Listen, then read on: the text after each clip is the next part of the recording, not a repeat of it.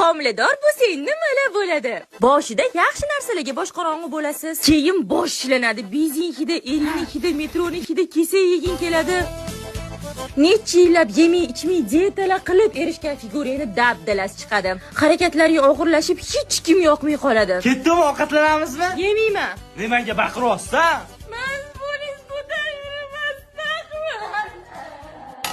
Hamma ingliz tili o'qituvchilar homilador bo'ladi-yu, men ham shu ishni davom ettirdim. Abdullayeva doskaga chiqib mavzuni yoz. Ustoz borra bering. Ma, tez yozib qaytarib ber, yeb qo'yma. Sen точно o'g'il tug'asan, men bilaman-ku. Ko'p qabila deyman, hamma narsani bilarkanlar. Tug'mas kasal bo'lganlar. Yaxshi tomonlari ham bor. Masalan, avtobusda joy berishadi. Da, boshqa yaxshi tomonini topmadim hali. Mana tepdi, keling. Yo'q-ku, nima? Har doim stolingizda tepmaydi, rostdan tepdi. Bolamizni Argentinada tug'amizmi? Nimaga? Hamma o'sha yerda tug'sa zo'r bo'ladi, doti nimaga ekan?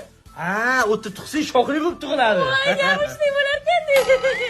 Bolam qayerda yashaying, man bilan yashaysam, amami yo'qdimi?